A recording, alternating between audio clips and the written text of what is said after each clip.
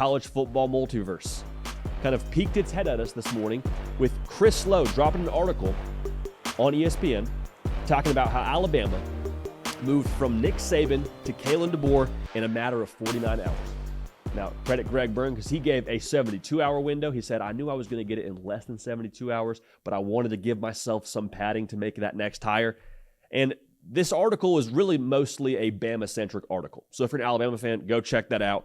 And the way that it is told, he says, listen, it was down to Kalen DeBoer. It was down to Mike Norvell. Those were the two top targets. Now, there's a little paragraph there, though. There's a little paragraph in this story that raises some eyebrows as it pertains to Mike Norvell and Lane Kiffin. The article reads, in fact, in the wee hours of that Friday morning, the fear among Florida State officials was that Mike Norvell was close to trading his Florida State Garnet for Alabama Crimson. Sources told ESPN that Florida State was poised to move quickly if that happened, and that Lane Kiffin was a prime candidate. Lot to unpack there. A lot to get to there. So we'll talk about that in a second. Alabama was obviously swinging for the fence here down to Kalen DeBoer and Mike Norvell. That's pretty obvious. And we knew they were going to be, as long as you have that script A and you have that crimson colorway, like you were going to be able to go out and hire a pretty attractive big-time name. The article does a really good job talking through the thought process for Greg Byrne. He's like, listen, most of the time you're either hiring a G5 head coach, a Power 5 coordinator, or an NFL coordinator. He's like, quite frankly, for us here at Alabama, that same logic didn't really apply. By nature of them being down to these two candidates, pretty much speaks for itself. But if you're a Florida State fan, man, how good do you have to feel about yourself? How good do you have to feel about yourself? The obvious part is, okay, you kept your guy home, right? You kept Mike Norvell and the success that he's already had in Tallahassee, staying in Tallahassee to keep on building with that. And Mike Norvell, on this very show, we asked him about it. Hey, your name came up in this search. And this was, of course, before we knew that it came down to him being one of the top two candidates for this search. Said, why did you, reaffirm your commitment to Florida State? And he said, people make the plays.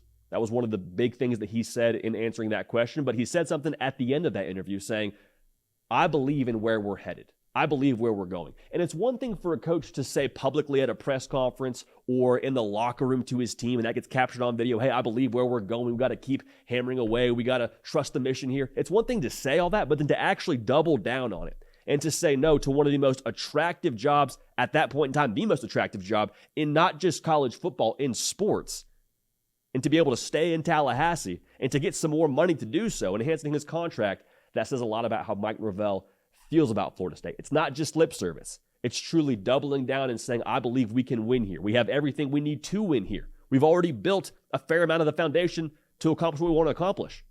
That whole 12-team playoff stuff, that's going to help Florida State going forward. I know the 4-team playoff scenario fiasco, if you're a Florida State fan, it hurt this season. It didn't feel good. That's not going to happen ever again. It's not going to happen ever again. I promise you that. So that's the obvious part. However, you look at what they were going to do if Mike Norvell left for Alabama. Now, thank goodness if you're a Florida State fan, you don't have to ever walk through that scenario in reality. But in principle, I think you can learn a lot about an organization by their plan in case of an emergency. Like your preparedness to respond to adverse situations. And make no mistake about it, Mike Norvell leaving Florida State for Alabama would have been a very adverse situation, but they had a plan in place. And the plan they had in place to go after Lane Kiffin, now whether they would have landed him or not is a whole other discussion, but the fact they were going to go and attack and try and grab somebody who was on the cutting edge of modern college football tells me a lot about the direction of Florida State and just the way that they're trending and where they're heading right now, which is encouraging to me. Like you see Mike Norvell, let's say he leaves for Alabama. You say, okay, we have a portal king leave for Alabama. We go and set our sights on another portal king. Why? Because that's the way that modern college football is headed. It's no longer a situation where you can just live off of high school recruiting. You have to improve your roster and push the envelope every single year. And by nature of them setting their sights on Lane Kiffin tells me that's a priority to them. That tells me they understand that. They understand that you have to play this kind of game now to be successful in college football. Now, as the dust settles, I'm not just saying this to say this. I truly think this probably worked out for everybody. You say, well, yeah, of course, Mike Norvell and Florida State, they feel good about keeping Mike Norvell. But for Mike Norvell, I think to be able to see through the upward trend that he has put into place in Tallahassee, I think that means something. And not to say that Alabama wouldn't have been a great job and he couldn't have been successful there, but I think he's already done a lot of the legwork and laid a pretty solid foundation at Florida State to really accomplish what they want to accomplish now. Like they've kind of pushed this thing up the hill to a degree, and now they get to really start reaping the rewards. Now, this year will sort of be a telling factor into their process with having to replace so much production. But from a cultural standpoint, I think he's done a lot of the legwork. Now, for Lane Kiffin, though, this is where it kind of gets interesting, because folks will see this headline and say, well, isn't Florida State a bigger brand? And in some ways, you might argue, is it a better job than Ole Miss? I don't know. I think that probably depends on who you ask. Probably depends on how close you are to Oxford, Mississippi, and how close you are to Tallahassee, Florida. But I think a lot of the fit for Lane Kiffin at Ole Miss is how much Ole Miss embraces Lane Kiffin.